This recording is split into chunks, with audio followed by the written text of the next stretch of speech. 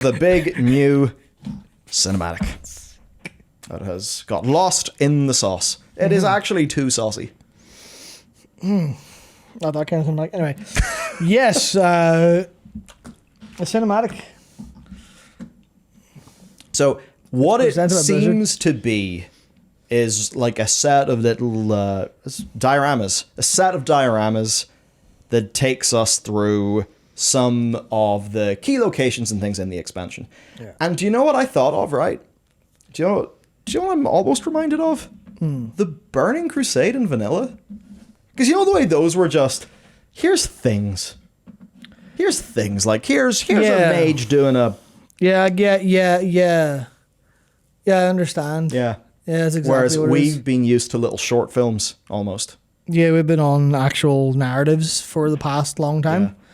But this time they go, how about fuck you? So maybe we may look at this and we may think, okay, maybe this wasn't the right move to make. However, I think you can see how, if they want to get people back into the game, you can see how in a meeting they would say, you know, well, let's go in the more classic direction. Maybe try to hype people up for the world a little bit more. Maybe that was the sort of thinking. Yeah, let me get this. We'll see if the audio comes out okay.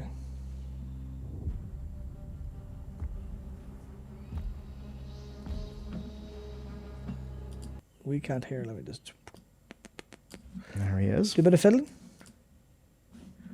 Oh, that's why we can't hear it.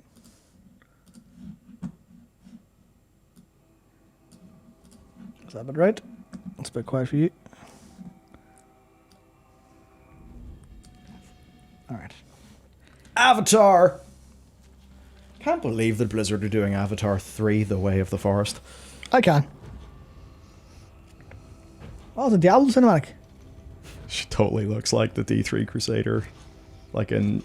Yeah, that all armor's of so the cool. color schemes are all D3, are all like D3 as well. Like, I can kind of take that for WoW. yeah, not in the hyper realistic styles so much, but yeah, and this is very cool, but also very what? Yeah.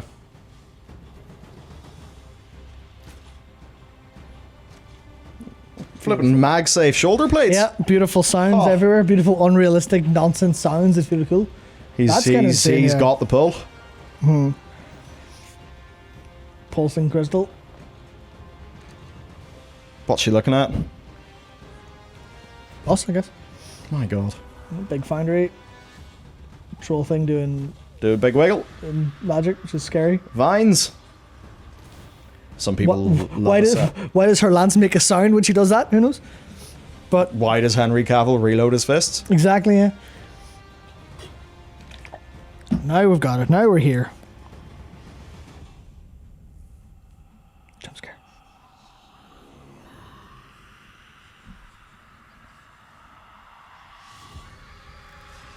Screaming. That's me when I wake up. Val Delphine.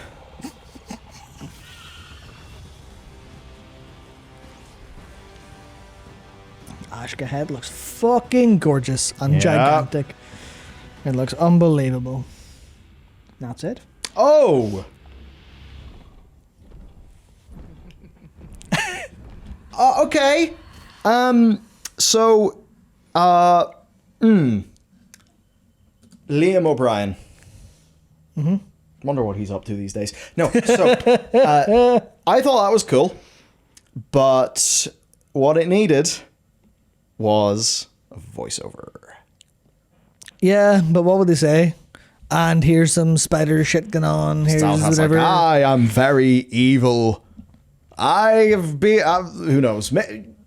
I think a big villain speech, or some sort of speech with just dialogue that kind of builds up the tension. I think that probably would have complemented some of that quite well, and maybe that would have helped give people the narrative framing to allow, to put some of these scenes that they're seeing in context. Because you look at it and you're like, all right, Avatar but green, maybe? What? I mean, we know what the Haranir stuff is, and we think it's pretty cool, but I can see how for a broad audience, like, this is a bunch of things, and then it just ends, and it doesn't end in a punch in the same way that, I mean, come on. Look at how the Burning Crusade... I mean, look at how basically all of their cinematics have ended with a flippin' punch, instead of just spooky woman giggles. And the problem then is because remember, this is for us to get us excited, but it's also to get new people in because they look at that and they're like, MagSafe shoulder plates, let's go. So it's a marketing asset. It'll be a little bit challenging for this to perform as a marketing asset because it doesn't have that narrative framing to onboard a new player. It's just like, here's a bunch of cool shit, which is cool, but it doesn't build up to some sort of crescendo. It just ends. And but that's the thing, right? That's clearly intentional. it is, yeah. I just don't think that it's effective. But I think, to be clear, there's lots of fantastic work in that trailer. Because it is titled the official cinematic. It's titled The War Within Official Cinematic Shadows Beneath. So unless they have something else, because you will know that they have one major public appearance before this game goes live, which is at Gamescom at Opening Night Live. They're going to have that, and that'll be their last hurrah kind of thing. So they may need to. Hopefully, they have something that's a little bit more story oriented or more story focused than that. Because I think I see everyone in chat saying the same thing, which is what's actually kind of like, what does this say about the game? It tells me nothing. What's going on? It's like, I think they're like, okay, well, Shadows Beneath, these are the things that are happening beneath Azeroth, but that's very, I dig it, right? I get it, but like you say, it's not really doing much else. The reveal cinematic is also labeled official cinematic. Yeah, that's exactly it. This isn't this might not be the cinematic that we used to get. We used to get one big fuck off cinematic. Now this might be now it would require them making 2 fucking 3-minute cinematics, which is going to be insane, right? If they do that. But it does give me the vibes that I feel like they wouldn't sign off on the idea for this without them having some sort of plan to do more later on. I think Warcraft needs more men and fighting, that's it. I mean, even just more fighting would do. That's kind of one of the problems here, where these are all threats. Mm-hmm. It's a bit strange because we kind of know narratively, at least for the Engaged, that the Harrenir might not be threats, or don't seem like threats very much. Although, obviously, you kind of look at where are we at here?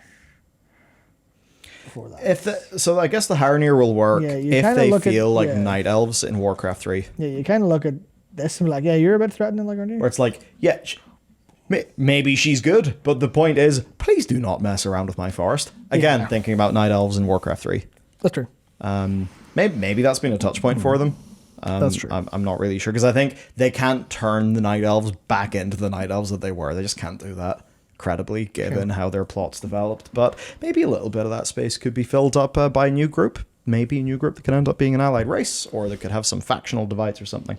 So it's a bit weird, because looking at this, the only thing that I think about is beware the eyes of green, because you look at Rowena and the vassal of life, a vassal of life with the eyes of green connected to the roots of Gahanir, the mother tree, as planted by... No. Aluna here, yep, as planted by Einar on behalf of her lover, Elune. Other than that... Her potential lover, Elune. Other than that, I look at this and I'm like, Farron's armor's pretty cool. Snaps on, means you don't need a squire to put it on. That's pretty sick.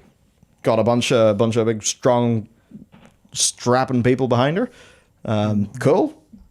Our rocky boys look very rocky indeed. Extremely strong. Very strong. And it's all really cool. It's just, there's not really that much to talk about.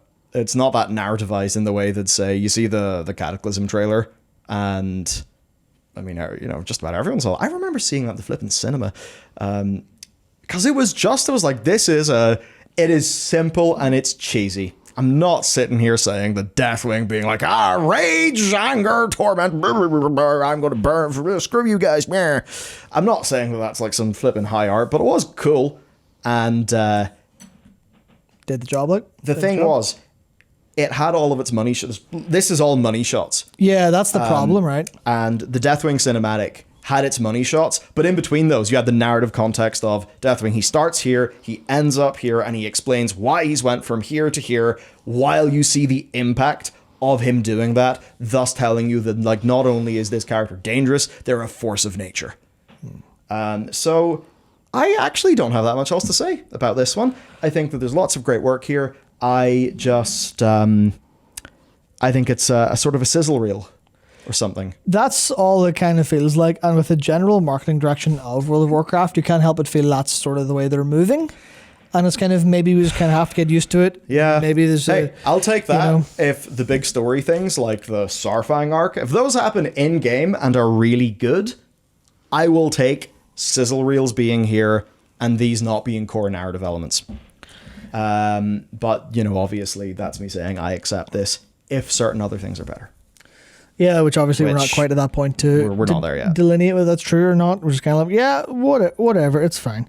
Now, I did see someone's talk about how this is the beginning of the thing and they can't have like a climax there, but that's true in the grand story of things where you kind of want to slowly build up, but you never want to have a whole thing that doesn't have anything in it.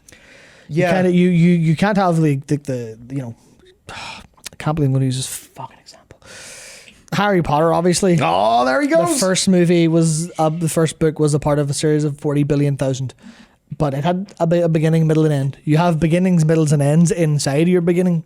Yeah. It's kind of the important part to do, which they kind of can't really kind of. Yeah, like this that. this should be like a little short film, whereas this is I just don't know if I'd say should be, just because it's clearly that's not what they're going for. Their best ones have been. Yeah, Now- we think it would be more effective, or we would enjoy Yeah, it more that's it. if it was a short film. Like I could go. I think it's how to go. If I was to go full Kobe, I'm like, oh, this is obviously because they have a big Saurfang thing planned, you know, style thing. But I don't- would hope don't- so. I don't think it's that. We're I don't know. getting. I don't think it's that. We're getting very late in the day. Cinematics team also had quite a few cuts.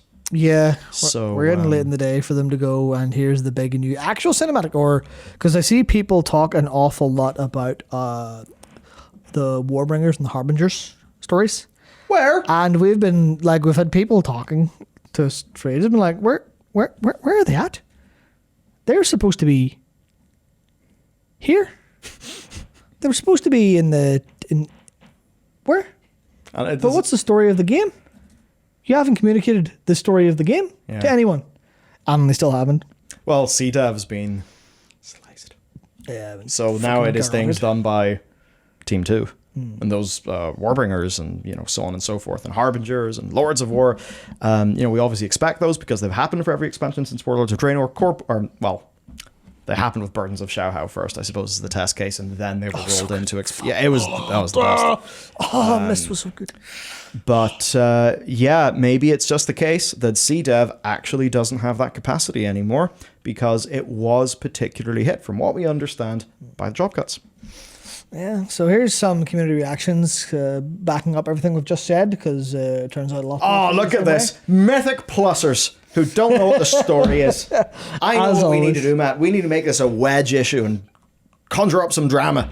You know, fair enough to one of these Mythic Plussers. Jack actually asked a very good question on Twitter earlier today, I think, or yesterday, asking how did the old gods not corrupt Azeroth in the entire time they had the Black Empire was going?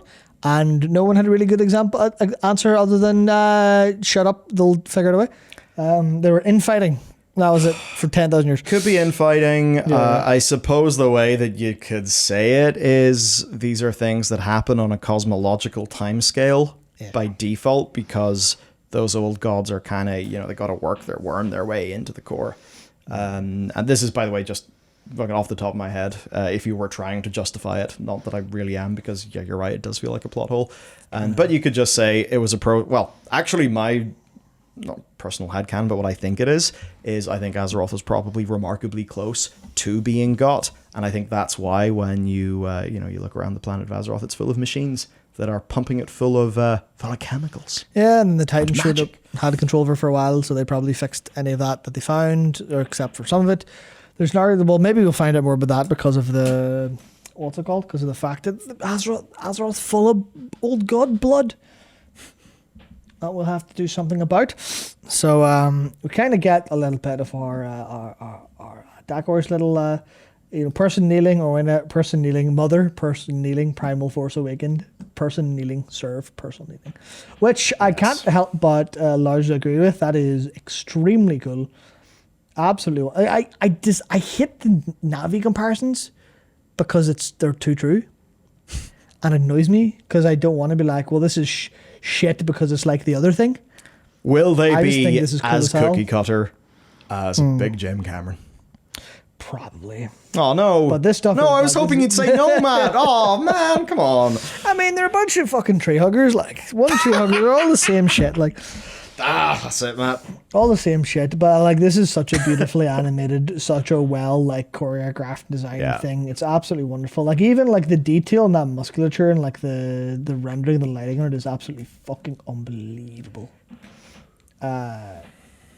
And then we've got glowing eye, holy flame, badass crusader queen. You did get off Twitter, that girl, Jesus Christ. You're starting to talk like them. Oh, look at that. Oh dear, Oh, he's yo. going to start talking about drip soon. She uses Shield of the Righteous. Yeah, Insane. A big win for Paladin abilities being represented in World of Warcraft cinematics, something Yeah. we've seen a few times before. Yeah, we throughout. got Mass Resurrection in BFA. No, Mass Res. yeah, which was a Paladin ability in Warcraft 3. There we go. Yeah, we saved. Nice save. Of course. Nice What do save. you mean save?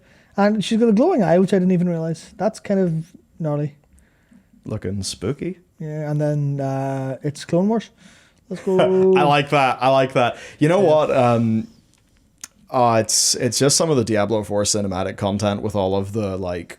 I mean, they're literally not Crusaders, but the Church of Anarius is not Anarius. Anarius' church, and I mean, same vibes. Looks pretty gnarly, and I kind of love it.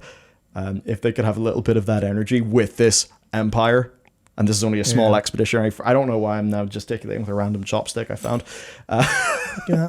But you know what? It's fun. This goes away. Oh no, I've had my chopstick confiscated. I don't trust you with that. So we have Hallowfall in the cinematic form, which is fucking gorgeous. Look at how insane this is. Absolutely wonderful.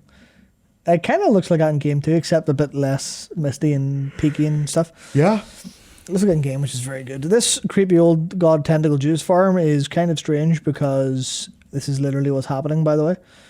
The black blood of the old gods or whatever that is underneath there is being harvested for stuff reasons. This is the actual thing that seems to be going on. Xalatath is harvesting the goop. the black blood. What is she going to do with this sweaty bat fodder? We That actually is the know, question. but we won't say Oh, because it's from the max level campaign. yes. Yeah, we literally know exactly what she's doing with it. But then there's Ashkahet, which is, I think, if they had a victory here, outside of my very personal enjoyment of Arena Sin, if they had a victory here, it would definitely be like the Zoom and Ashkahet. Oh, Because yeah. this is the most you're going here, motherfucker shit And I've ever Ashkahet is seen. Like, real impressive in game. it's not this impressive in game. Not that impressive, yeah. But it is pretty it is impressive. impressive. Yeah, it is massive. It is gorgeous. It's very, very good. It's very good. And I like, this is something that I find interesting, right? Oh! Sound the klaxon! Don't shout, you're going to pick your mic. Yes. I have to sound the klaxon. Do you know why I've just sounded the klaxon? Have they posted something online? They have. We will not do it now. We will Right. finish this segment, and then I shall reveal to you why Displate has just responded to World of Warcraft by saying, "What is happening?" Insane, right. Okay, so I'll continue my thought, which is one thing that's very, very, very fun in this, right? I can't believe they responded exactly to what we were saying. Anyway, thanks for watching. So I think that having the cinematic represent things here is actually really important for a fucking insane reason, especially the landscapes, right? I think it's great to show the dwarves. I think it's great to show the Harrenir and Farron, but when you see Ashkahet, this is, especially before you play the game, this is actually just in your brain now. When you're in Ashkahet in game, you're seeing this in your brain. And I think having that like super full high level like example of what something is or looks like presented to you, I think that does an awful lot to anchor you into a better like expression of thing or a better like opinion of something. And I think that's kind of what a lot of the cinematics used to be really, really strong at. Not just the storytelling, right? Not just okay, well, what's the story? There's this bad guy, Arthur, he's the king, he thinks he's the king, but he's not the king because he's the king of a load of fucking skeletons instead of people. That kind of thing is like, okay, well, we've got the story. But a lot of that was that, like, you got to see everything you're up against. Yeah. In like the fantasy was sold to you via that. And the only part of this that nails it is actually the Ashket is the fantasy it's sold to you. Compared to, you look at all of Outland been shown and you see that and you're, oh, I'm going to be there, I'm going to be doing stuff. You get the fantasy of being a night elf and shifting in the forest in the vanilla cinematic. You get a lot of that stuff going really, really good. Really, really good. So that's why I like that. Specifically, I saw and that kind of anchored me as like, oh, that place is really that cool. Because in my head, I'm like, oh, it's the stuff that I see in game. But this version's way cooler. Way, way, way cooler.